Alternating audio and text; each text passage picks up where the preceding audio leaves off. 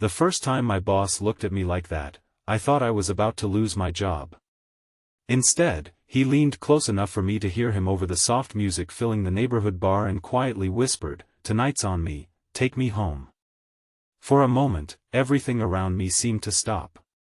The bartender froze with a glass in his hand. The laughter from the group across the room faded into meaningless noise. I stared at the man who had spent the last 4 years demanding perfection from everyone in the office, the same man who never smiled unless a project had succeeded beyond expectations. Yet now, under the warm yellow lights of a small downtown bar on a bright Saturday afternoon that had stretched lazily into evening, he didn't look like the confident executive everyone admired. He looked exhausted, frightened, almost broken. My name is Rowan Mercer, and until that day I believed people like my boss had perfect lives. I couldn't have been more wrong.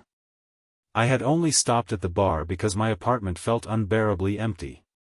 3 months earlier my father had passed away after a long battle with heart disease, and every room in my small apartment reminded me of him.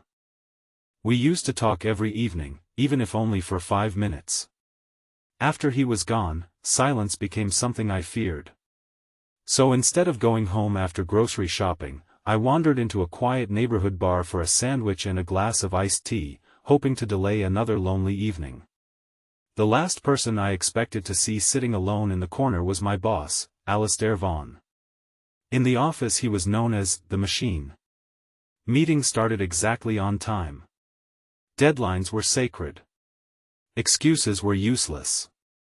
Employees respected him, but very few claimed to know him. Rumors floated through the company every year. Some believed he had never married. Others insisted he had once been engaged. A few joked he probably slept in the office because nobody had ever seen him outside work. Seeing him sitting alone with untouched food in front of him felt almost unreal. His expensive jacket hung loosely over the chair beside him. His sleeves were rolled up unevenly, something I had never imagined happening. His normally perfect hair had surrendered to the wind. He looked like someone carrying an invisible weight that had finally become too heavy. When he asked me to take him home, my first instinct was confusion. My second was concern. He wasn't drunk. That surprised me most. His eyes were clear, but they carried the unmistakable exhaustion of someone who hadn't slept properly in weeks. I offered to drive him. He nodded without another word. Outside, the afternoon sun still painted the streets gold. Families walked through the nearby park.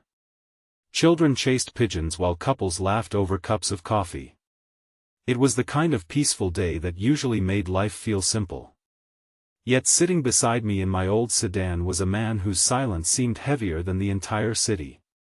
For nearly 15 minutes neither of us spoke. Then, almost apologetically, he thanked me.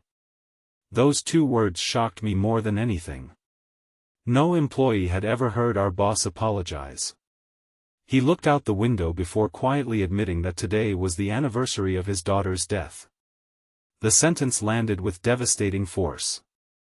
I didn't know he had a daughter. I didn't know he had ever been married. I didn't know that beneath perfectly tailored suits and impossible deadlines lived a father who had buried his child. He explained that 12 years earlier a distracted driver had ignored a red light during a sunny afternoon almost identical to this one. His 8-year-old daughter, Nora, had been riding home from a birthday party with her mother. His wife survived. Nora did not. Everything afterward had fallen apart. His marriage slowly collapsed beneath unbearable grief. Friends stopped calling because nobody knew what to say. Work became the only place where pain stayed quiet. Success became his hiding place. If he kept moving. If he kept achieving. If he kept everyone at a distance. Then maybe the memories wouldn't catch him. But every year, on this particular day, they always did. He had visited Nora's favorite playground that morning. The swings were still there. The little bridge she used to run across had been repainted. Children laughed exactly the way she once had. He couldn't bear it. So he wandered into the first bar he saw, not to drink, but simply because he couldn't stand being alone with his thoughts. Listening to him, I realized something my father used to tell me. Everyone is fighting a battle you cannot see. The strongest people often carry the deepest scars. When we reached his house, I expected a grand mansion overflowing with luxury. Instead, I found a beautiful home that felt strangely frozen in time. The garden was immaculate. The windows sparkled. Yet somehow the entire place felt empty. He invited me inside for coffee. Normally I would have declined. But something told me this man didn't need an employee. He needed another human being. The walls were lined with awards, framed newspaper articles, and business achievements. Yet none of them caught my attention. Instead, I noticed a tiny pair of red rain boots carefully displayed on a shelf. Beside them sat a faded stuffed rabbit with one missing ear. Children's drawings filled another wall. None had been moved. Dust had been cleaned away, but time itself seemed to have stopped inside those rooms. He caught me looking. Then, for the first time since I'd known him, he smiled. It wasn't a happy smile. It was the smile of a father remembering someone he loved beyond words. He spent the next hour telling stories about Nora. How she believed every stray cat deserved a name. How she insisted pancakes tasted better shaped like dinosaurs. How she once emptied her piggy bank to buy blankets for an animal shelter.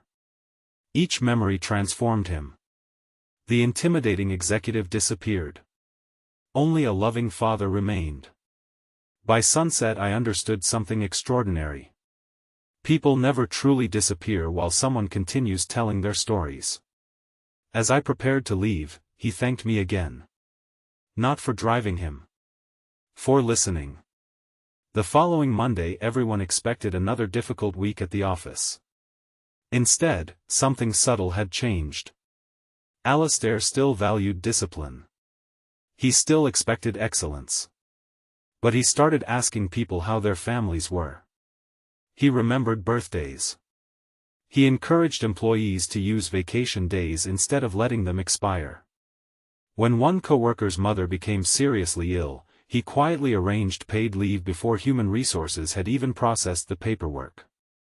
Nobody understood why. I did. Months passed. One afternoon I received an invitation to lunch. It wasn't about work. He wanted advice. His daughter's birthday was approaching, and for years he had hidden from that date. This time he wanted to honor it. Together we came up with an idea. Instead of flowers that would fade, he established a scholarship for children who had lost parents or siblings and still dreamed of pursuing education. He named it after Nora. The first award ceremony took place the following spring. Watching young students receive opportunities because one father refused to let grief become the end of his daughter's story was one of the most beautiful moments I had ever witnessed. Several of the recipients hugged him. Some called him, Sir. One little girl simply called him, Grandpa Al. He laughed through tears. I realized healing doesn't erase heartbreak. It teaches the heart to make room for hope beside it. A year after that unforgettable afternoon, I stood once again outside the same neighborhood bar. The weather was almost identical. Warm sunlight. Gentle breeze. Children laughing across the street. This time Alistair wasn't alone. Several scholarship students were sharing milkshakes with him after a volunteer event. He noticed me and waved. His smile reached his eyes. The sadness was still there. It probably always would be. But now it shared space with gratitude. Before I left, he handed me a folded envelope. Inside was a handwritten letter. He explained that if I hadn't agreed to drive him home that afternoon, he probably would have continued shutting the world out forever.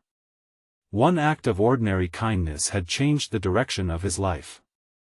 Reading those words later that evening, I found myself thinking about my own father. He always believed kindness created invisible chains connecting strangers in ways we rarely understood. I finally knew exactly what he meant. None of us can erase another person's pain. None of us possess magical words that fix broken hearts. Sometimes the greatest gift we can offer is simply our presence. A ride home. A patient ear. A quiet conversation. A reminder that no one has to carry sorrow alone. Years later, the Nora Vaughan Scholarship had helped hundreds of children rebuild dreams that grief had nearly stolen. The office where fear once ruled became known for compassion without sacrificing excellence. Employees worked harder not because they were afraid of their boss, but because they admired the man he had become. As for me, I no longer measured success by promotions or salaries. I measured it by moments when I chose kindness even when it was inconvenient, because I had seen firsthand how a single afternoon could change two lives forever. If this story leaves you with anything, let it be this: the people who seem strongest may be carrying the heaviest burdens. A smile, a conversation, or a simple act of compassion may become the turning point in someone's life without you ever realizing it. And perhaps one day, when you find yourself lost in your own darkness, someone else's kindness will help lead you home, just as it did for a grieving father who only needed another human being to remind him that hope was still waiting beyond heartbreak.